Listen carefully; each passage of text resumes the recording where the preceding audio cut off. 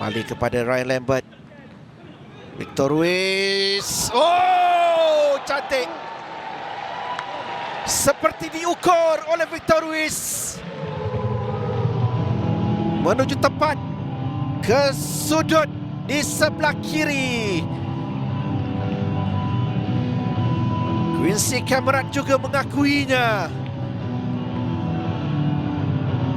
Betapa jaringan ini boleh menjadi antara gol terbaik untuk musim 2025-2026. Victor Ruiz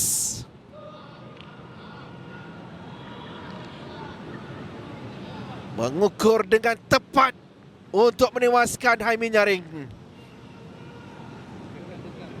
Tiada peluang untuk penjaga gol di PMM itu untuk menyelamatkan situasi ini. Jaringan yang tidak akan jemu untuk dilihat, untuk disaksikan berulang.